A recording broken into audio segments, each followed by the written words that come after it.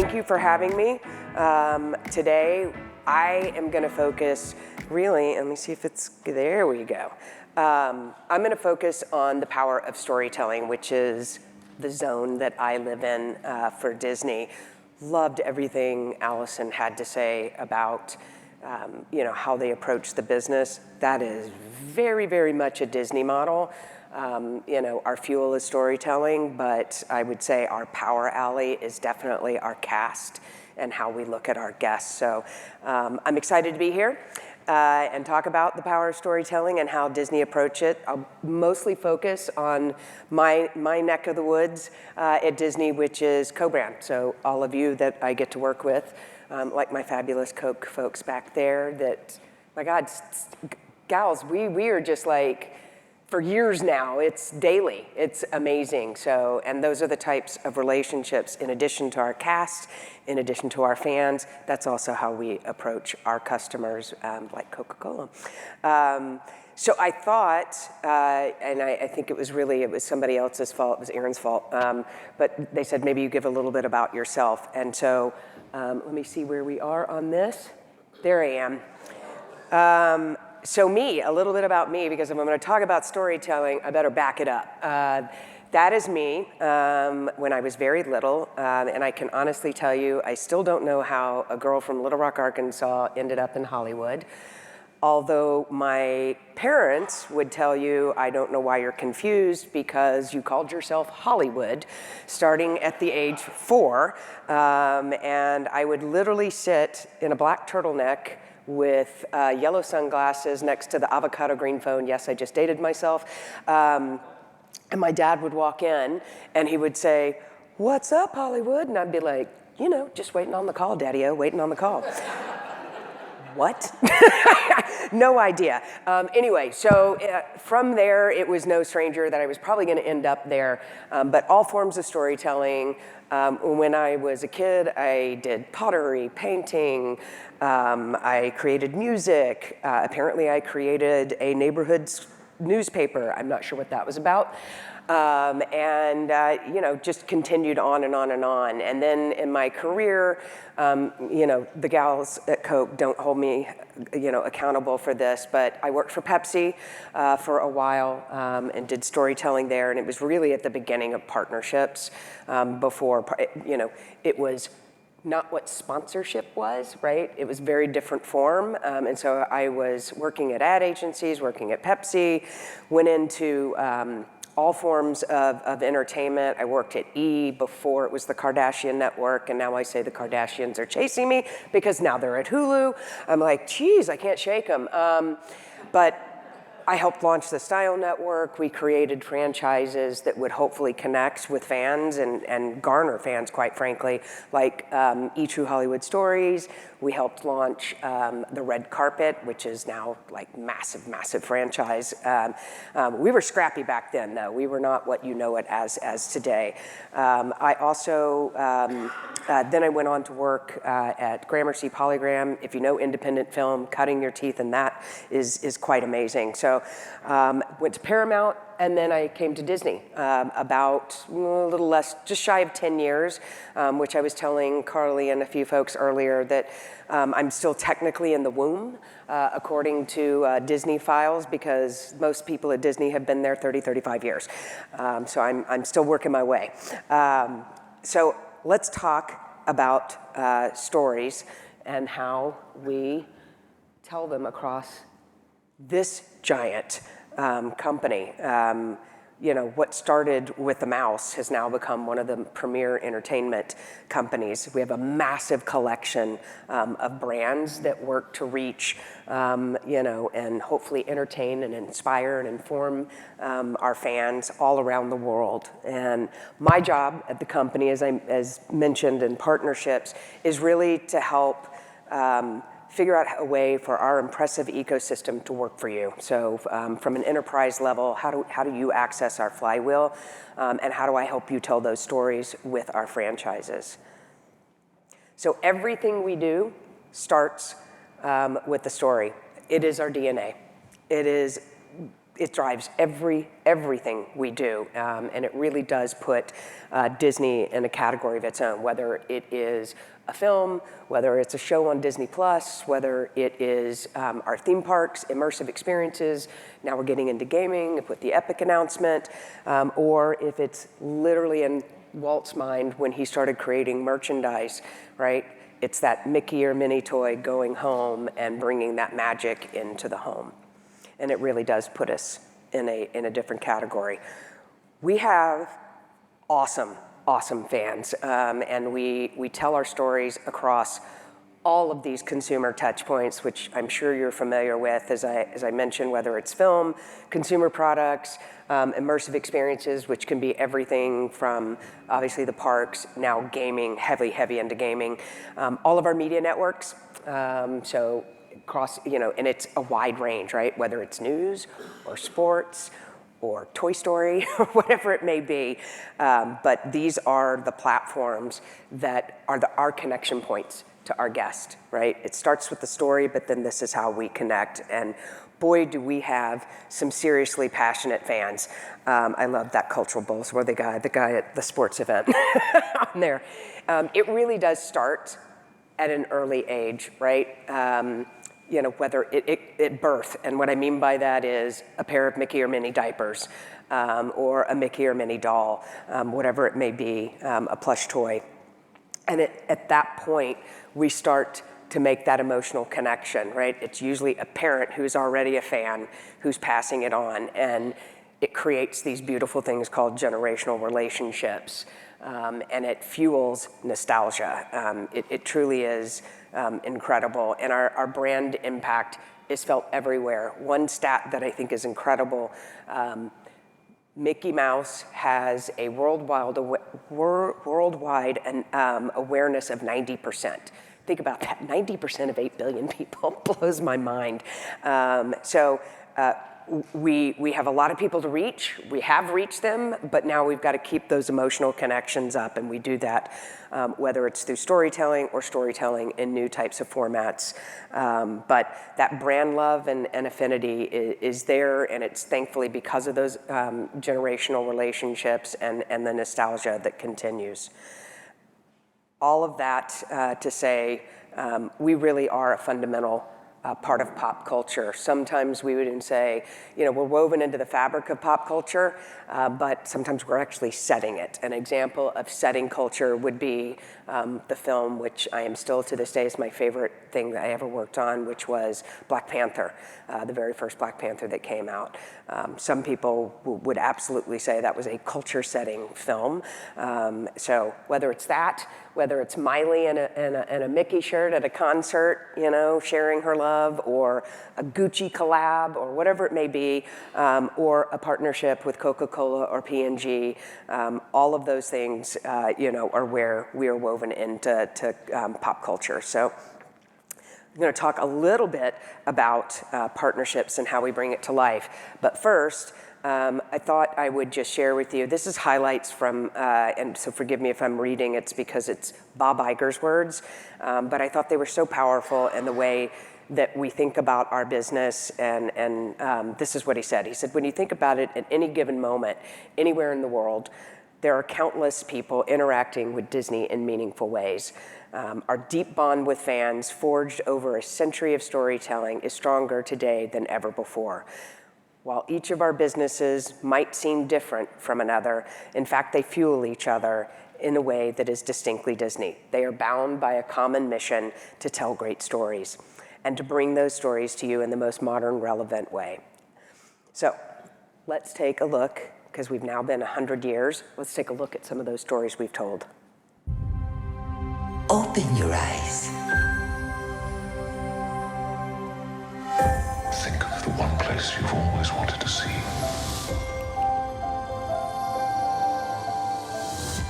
This is where our magic comes from? They say if you dream a thing more than once, Please, please, please. it's sure to come true. Everything you see exists together. In the great circle of life. There are stories about what happened. It's true. All of it. job that must be done, there is an element of fun. I told you she was tricky. Life is full of possibilities. What do you want to be remembered for? The world is in our hands, and we gotta do something with it. I just want to say a word of thanks to all the artists, the workers, and all of you. The young and the young in heart. You helped make this dream come true.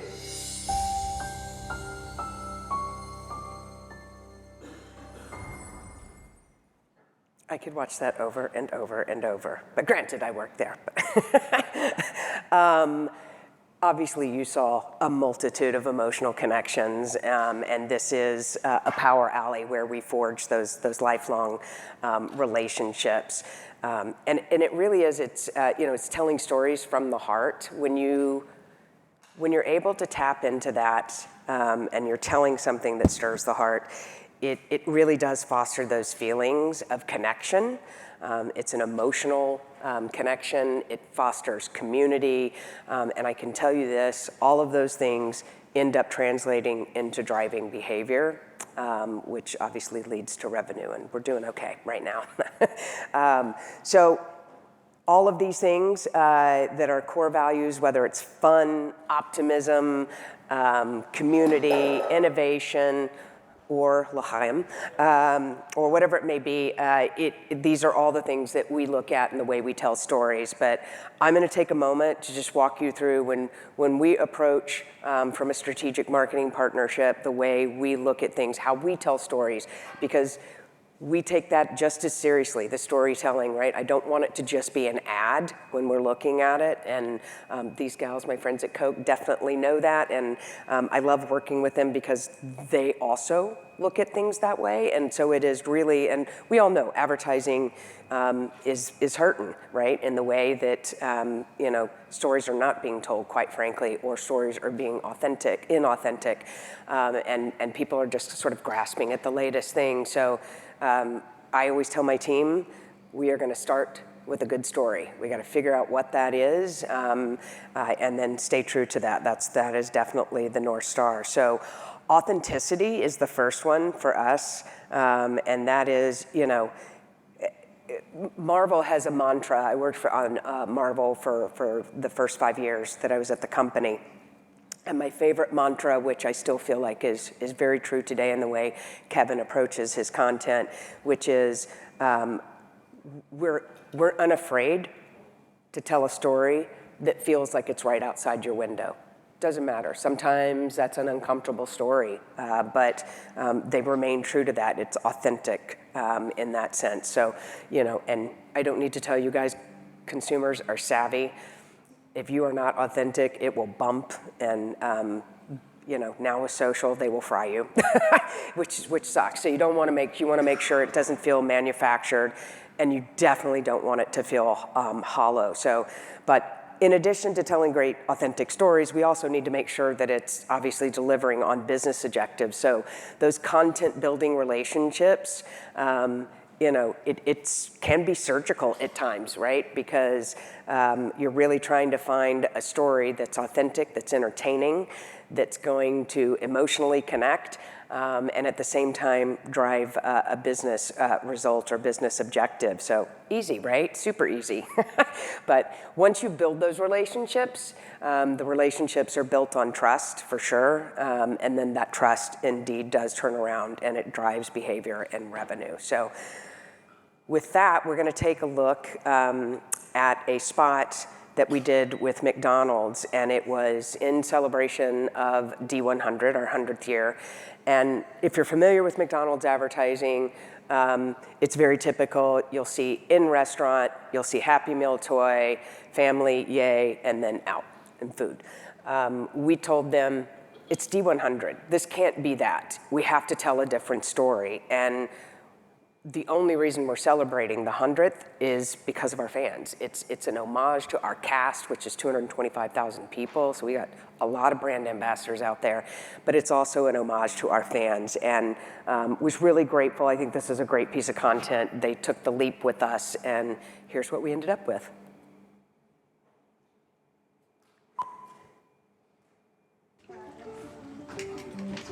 To the pin collectors, mouse respecters, and universe protectors. Hi, guess what? The girl power-uppers. Let's go. The Disney bounders, and yes, even the Jedi Masters. For every Disney fan out there, McDonald's is celebrating you and 100 years of magic with a very special 2-toy Happy Meal. Very sweet spot. This next one is an example where we worked with Philips using our Spider-Man IP, and this was an example of, it was not associated with the film, and if you're familiar with the entertainment business, typically we're telling partnership stories centered around a tentpole release. Well, this one was such a great story, we thought, this is a brand deposit. This is a story that needs to be told. And I'm gonna let it play, and then I'll talk about it right after.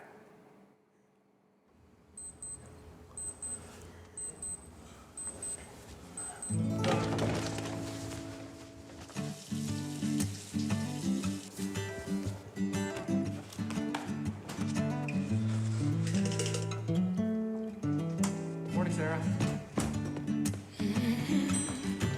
Thanks, buddy.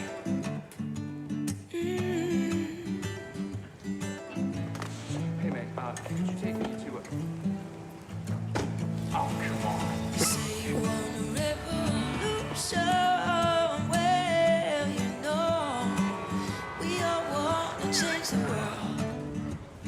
You tell me that it's evolution, well, you know, we all want to change the world. But when you talk about destruction, don't you know that you can count me out?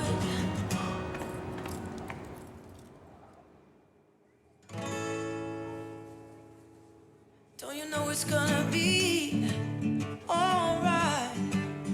Gonna be alright. No, it's gonna be alright.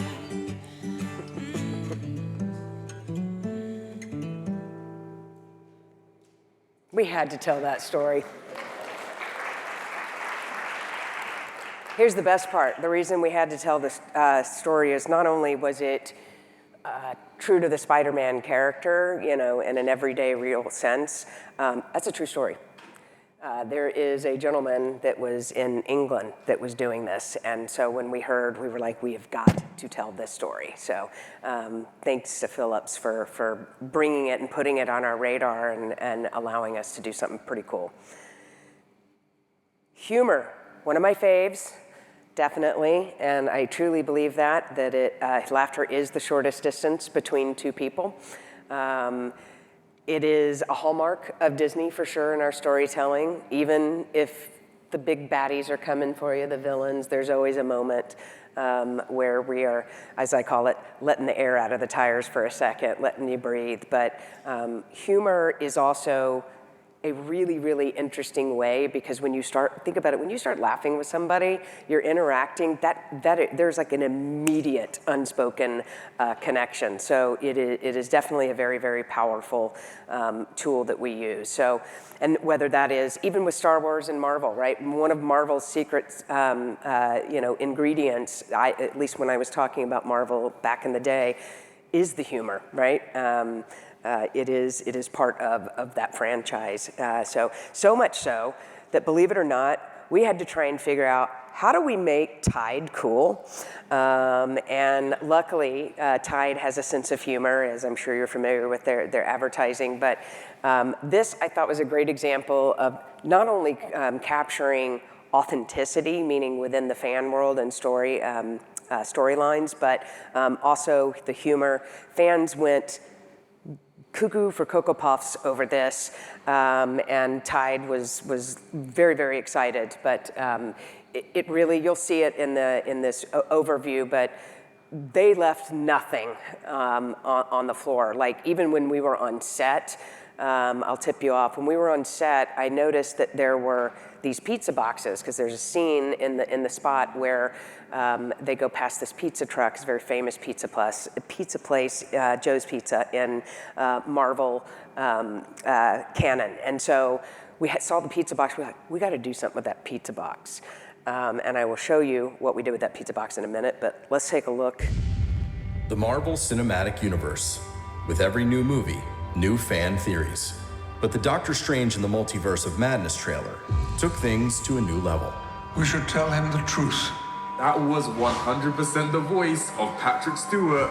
Is that your voice in the Doctor Strange trailer? Who's Doctor Strange? Now fan theories over who will appear in the movie are out of control. So to launch our Tide and Doctor Strange partnership, we got back in touch with David Harbour. Not just the face of It's a Tide ad, but also the Red Guardian in the Marvel Universe. And with a single social post, we put Tide at the center of Marvel fan theories. That's a horrible stain. It's strawberry jelly. Maybe it's raspberry jelly. No, it's strawberry jelly. Maybe it's marmalade. It doesn't matter. I got the perfect thing.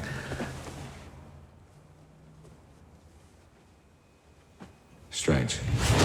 Yes, the internet exploded. Was David in the movie? Was the Red Guardian back?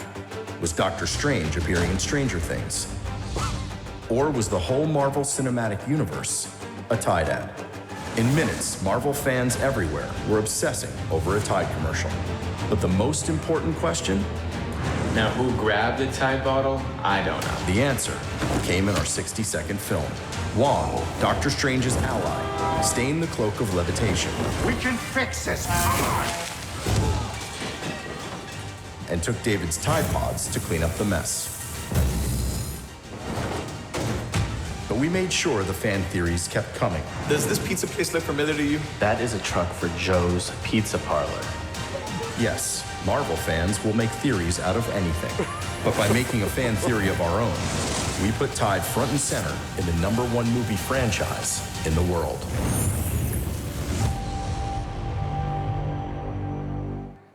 Fans will make theories out of everything. So, but because we used humor, but we were authentic to canon, that's why that took off. The pizza boxes that you saw in the little snippet of the spot, we saw them on set, and this is an example of, as you're putting these campaigns together, leave no stone unturned. I always say, I'm like, when you start something, you have your outline, you have your KPIs, you know what you need to get done, you know what the business objectives are, and then you start to build out the spots, and you're thinking, okay, we could go this direction, we could go that direction, you know, and you haven't even started on the PR or the experiential, whatever. And it's not saying that it's not the right place to start. I always say though, once you've got that, let it breathe, right? I literally just cornered Stella on something we're working on, and I'm like, I'm sending you new ideas, you know? And it is because that's where the fun, that's where the magic begins. And so we were on set filming the spot that we had spent a gargantuan amount of time on, and we saw the pizza boxes, and we were like, okay, fans are gonna call that phone number. We know they are, and they're gonna see it. And so we quickly nabbed that phone number. We grabbed Wong on set and had him record a ridiculous voicemail recording. So, yep, that phone rang off the hook. And then people started talking about it. So it's just little things like that, you know, being able to capture it. And it had multiple points of humor. It was a lot of fun to work on this. This next one taps into nostalgia.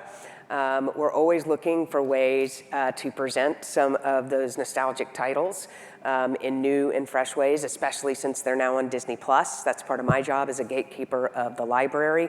How do we get it out there? How do we get it in front of Gen Z, Gen Alpha, who, you know, a lot of them don't know these titles or haven't grown up with it. My favorite was when one of my kids said, you know, there's this cool show, Buffy the Vampire, and I'm like, oh God. So, which I'm glad they're discovering it, and that's us, but it's interesting because they didn't know that was on Disney Plus, right? They didn't know it was part of our content library. So anyway, this was something we did with our partner Chase that has now run 4 years. I think this was the 4th year.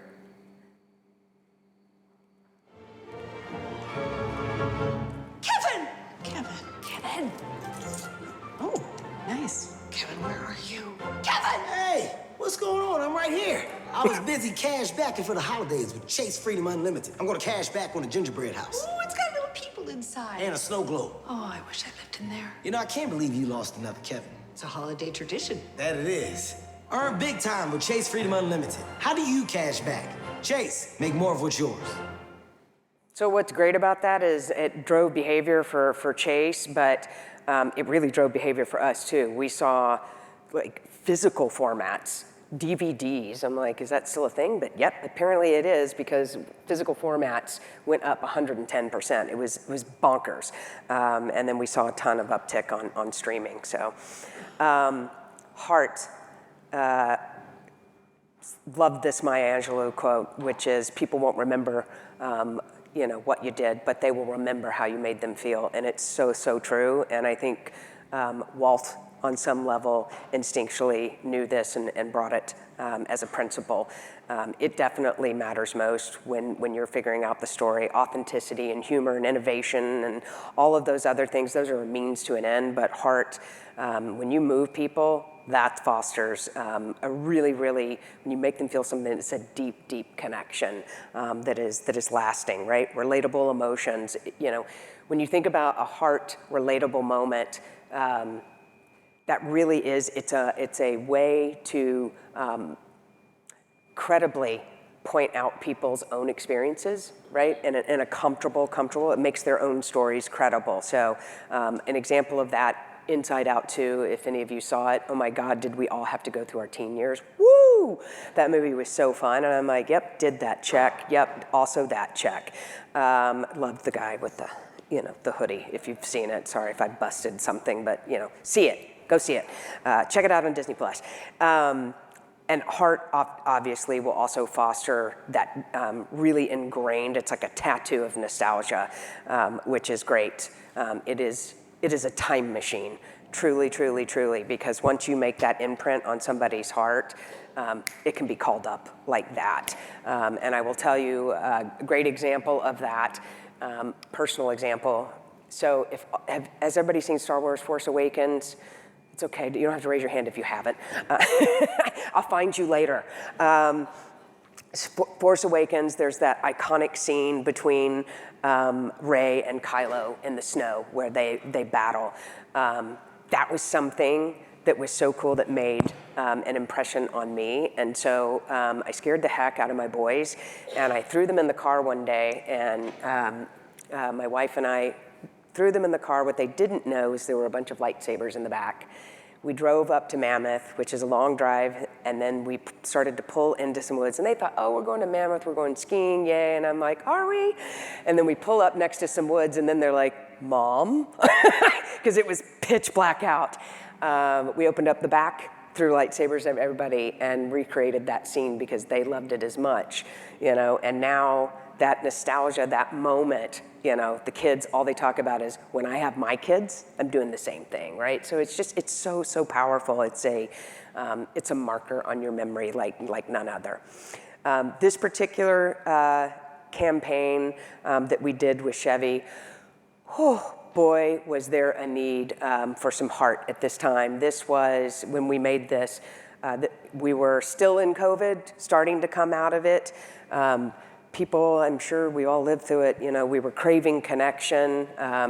Memories were even more pervasive, the idea of maintaining them, the idea of, I feel like, sitting at home, it took you back in some way because of the reflection that you did, and we needed something sweet. So Chevy came to us and said they wanted to do an event for the Bolts. They wanted to do something at Walt Disney World, launch event, PR moment, And they were telling us about the Bolt and how folks had range anxiety, right, from electric vehicles. Can I actually go on a road trip? Is it safe? Am I gonna get stuck somewhere? You know, and these are people on Main Street, USA. So we immediately went, wait, we have a Main Street, and that is at, you know, at our parks. And so what we convinced them to do was to tell a road trip story, because what we were seeing, and Allison talked about the COVID impacts as well, but people were not flying.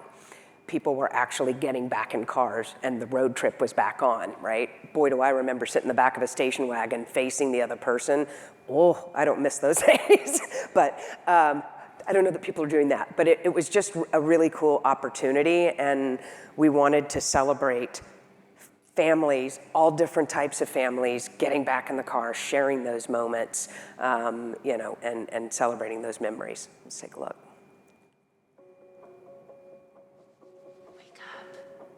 It's time to get going, buddy. Sun is shining, the weather is sweet. Make you want to move your dancing feet to the rescue. Ready, Tink? Here I When you can't wait for the journey to begin, want you to know you're where I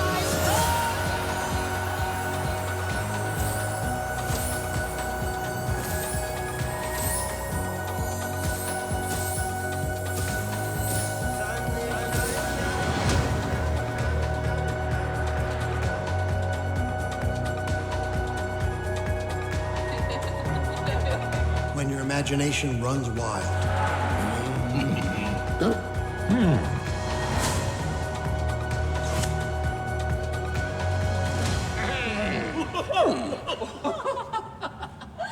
What?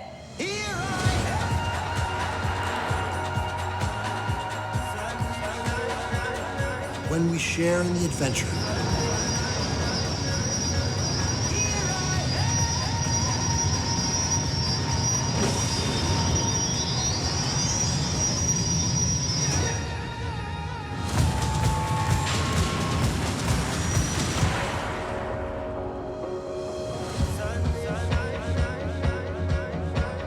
to the rescue.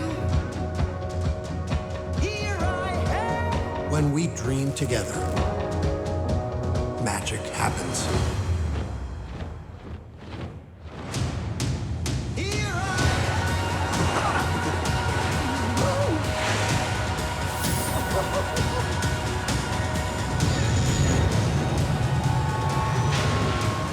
The Chevy Bolt EV and Bolt EUV. Open your eyes, 'cause a new day is dawning. Really, Tink? Magic is electric.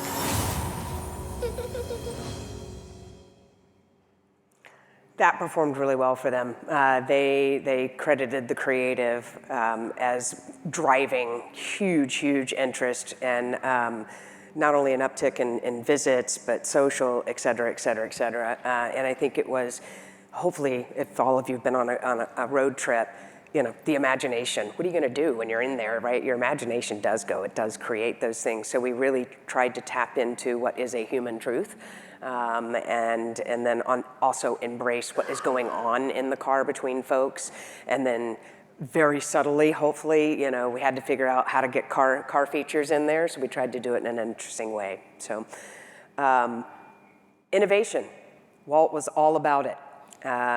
You know, he used to say, you know, Disneyland will never be finished as long as there's imagination left in the world. And he really was, you know, inspired by the limitless potential. I mean, if you think about it, he went from drawing of the mouse, Steamboat Willie, to his first animated feature in Snow White. Then he saw how media and merchandise could help get our stories and characters in a deeper way to more people. And he took all of those principles and then created the theme parks for families to visit in the real world. So he was a big believer in it, but he was also, and this is very specific, and this is how we look at it still to this day, technology for the sake of technology is a gimmick. And in the way we look at it is if we're doing something innovative, we want to make sure that it's somehow propelling the story forward, or it is providing a deeper connection point, or it is somehow allowing fans to go deeper and connect deeper in a deeper way with our brand. Here begins my Coke parade, as I call it. So this is the first one. And no, I did not do that because they're here. This is truly an best-in-class, outstanding example. Coke is obviously a huge partner with Disney.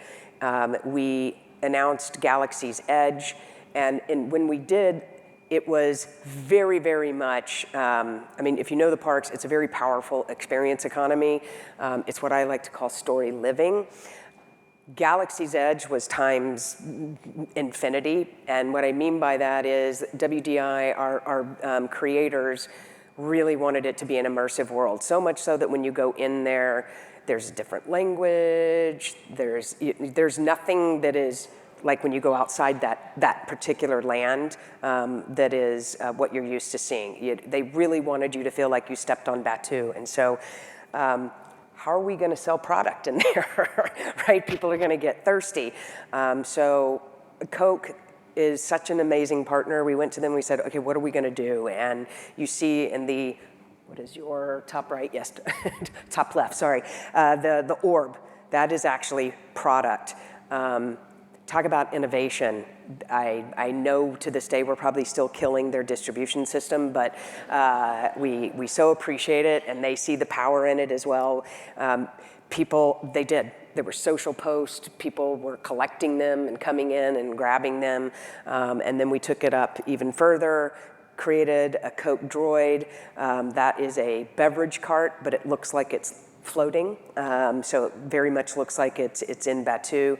And I think the biggest thing to note, which was brave and innovative, and that is Coke allowing their logo to be put into the Batuu language. So that's what you see there, and it truly has continued to pay off. There was a T-shirt out there. You can't get your hands on it, maybe on eBay, but and that was a Coke T-shirt with the Airbash in it. So we believe in this because so much so we're investing $60 billion. You probably heard Bob talk about it, but this is such a great way to connect with folks, is to have that experience and connection point.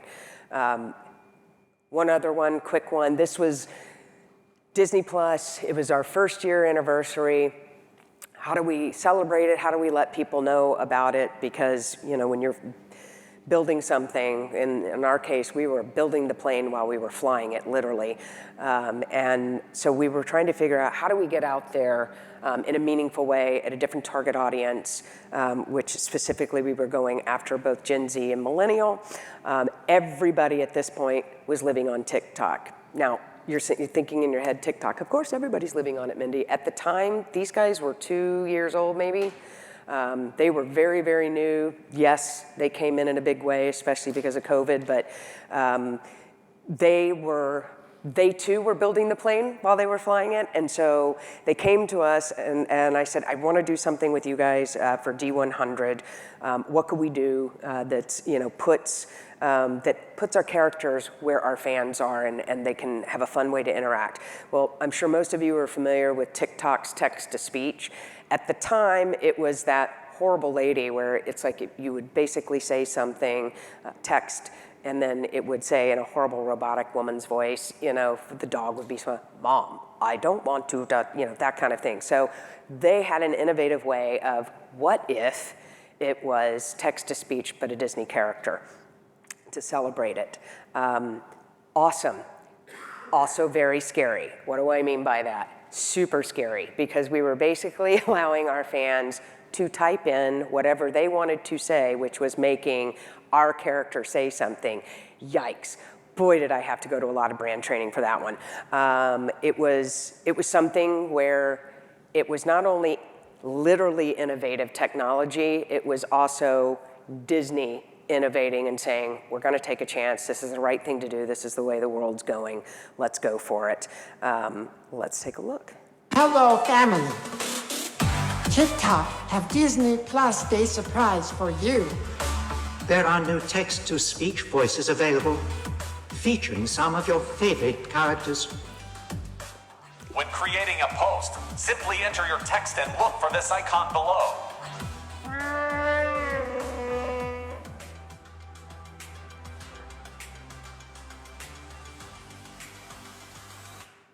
Hey, you didn't think it would be that easy, did ya? Luckily, everybody behaved themselves. It went really well. Clearly, I still have a job, so hey. So you're telling me that anybody can type in words and tap the little button thingy and say whatever they want in this... Yes, that one was used a lot. That and the Wookiee. So that was a fun one as well. Culture. This is really the last section that I was going to talk to you about, and knowing that we're constantly finding ways to get our brands and characters and stories into culture or to set culture, and we take that just as seriously with our brand partnerships. Fans love it. There is a difference between just straight in-your-face advertising and the storytelling that we're doing here. Fans love, if they're sitting at the table in the morning eating cereal, Loki Charms, what we did with Lucky Charms, we changed it to Loki Charms. That is unexpected and fun. They love it. They don't mind celebrating, and it is, it's a way for them to celebrate what they feel is a part of their identity. Their fandom. So this is definitely fun ways to embrace their fan passion. And again, I'm going to use my friends at Coke because this crushed it on every possible level for both of us, for both Marvel as well as Coke. And this was, hopefully some of you saw it, some of you bought it, but the Coke Marvel Heroes campaign, which was last summer, and we literally, it feels like years ago, and it was 10 seconds ago, but it really was an interesting way. This was 38 characters on cans, but if you look at the top of the can, this is where we were breaking form, if you will, allowing Marvel, not only us doing that, but Coke putting us there. The can takeover in a very different, interesting way. Our Marvel artist created that for Coca-Cola, and we worked very closely with them. But this campaign drove, and keep me honest, gals, but it drove brand love, uplift, market share. It was in their quarterly earnings. It was very, very, very, very well received. I have a bit of a sizzle reel that hopefully will be fun to watch. I love it, and it'll give you a great snapshot of the program.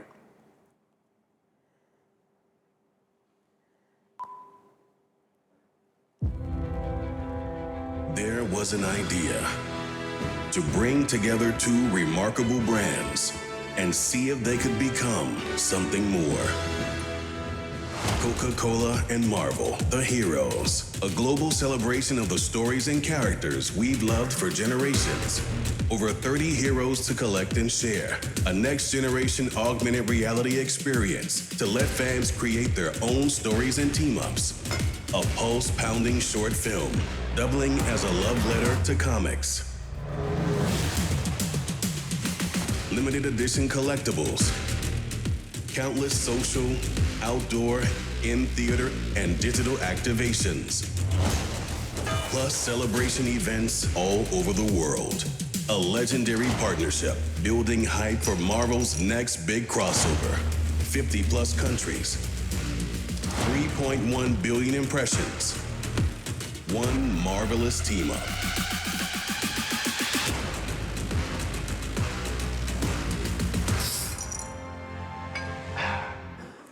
Take a look at the spot real quick. There we go.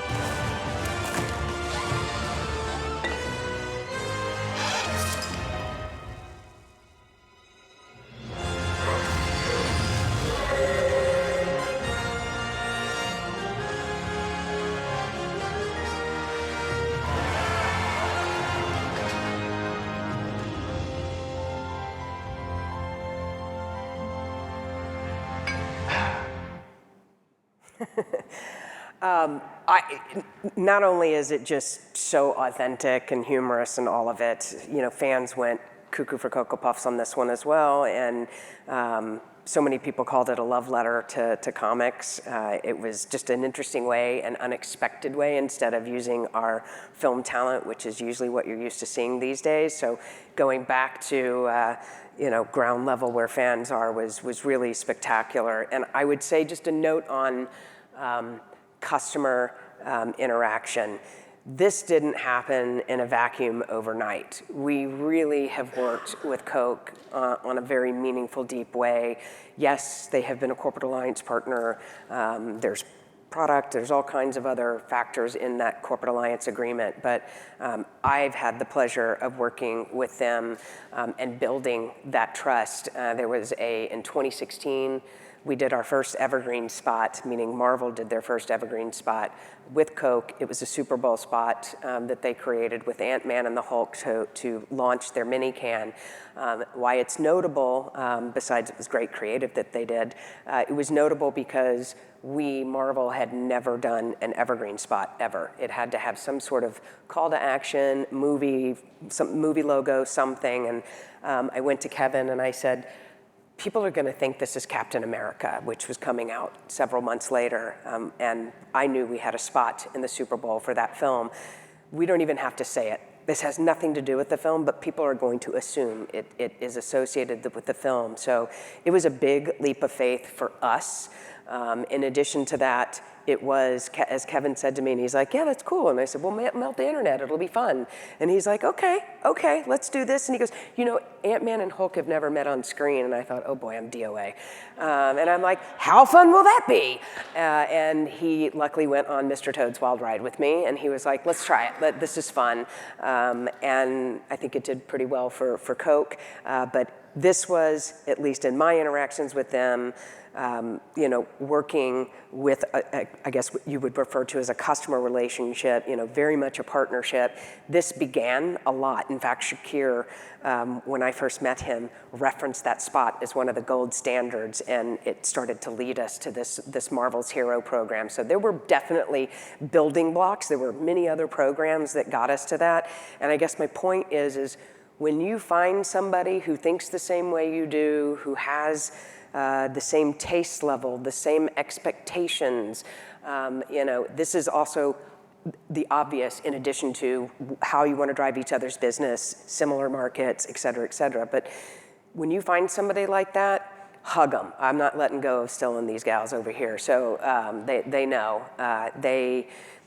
They operate the same way we do, and it's just it's a best-in-class way. So just a few things. I'll pop through these. If they're coming up. Playing. They're not playing, but one of my favorite things, it's not playing, but, okay, there we go. This I love, Fake Outdoor, which was not a thing when we did it, was becoming a thing. And so we created Fake Outdoor. This is the other one I love. Oh, go back, Mindy. It's not going to want to go back. Nope. I'm going to try one more time and then we'll let it go. But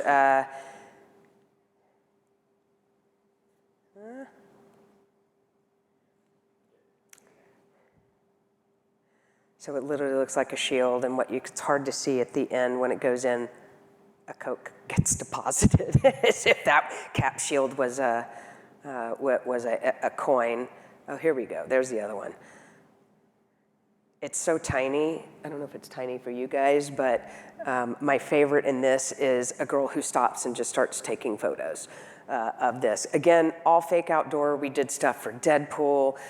It was a thing that was blowing up. My favorite moment of this, though, is when I was presenting it to some executives who I will not out them. They literally said, how did you guys do that? Did they freak out when they saw it? And I was like, no, this is fake. So it paid off. Another thing that I thought was super cool, in Mexico, there are a lot of different restrictions that we have that Coke has as well. So how do we get the word out? This was, as I understand it, the largest drone show to date, that how many drones were in this, but they managed to create an event, create the figures in the sky that were on the cans, even had a QR code out of drones that worked and took you to it. It was super impressive, and there was so much more. There was AR, there was all kinds of beautiful things, but again, an example of really, making sure that you're looking under the hood and you're not overlooking things like, how else can we tell the story? How else can we tell the story? How else can we bring this to fans? How else can we engage with them? And there is nobody better at doing that from a brand perspective. So my last thing, and I've got 0 at me, but they said I have a few seconds. Really, I guess what I would leave you with when I would say as a wrap up, simplicity. I know we talk about it, but truly make sure that story is clean and simple, and that it's grounded in a powerful human truth. That is where you're gonna start cooking with gas on that one. Integrity, be consistent. Make sure you're also being real. Somebody said this at a conference I was at, and I thought it was so powerful. It was, make sure you do before you say. And so that is something that I think, and that's the integrity, right? You don't want to say like, okay, we're going to go that way. We're going to start talking about it as if you've been doing it. Do it before you say it. Embrace culture. I know it can be scary, but it also is a lightning rod for sure. And I didn't say that because of this or this, but if you embrace culture, make sure that you are using your point of view as a North Star, right? Don't just hop on whatever the fad or the trend is. Make sure that whatever your true story is, that you're using that point of view. And lastly, be authentic, connect, and as I always say, create it with some heart. But that's it.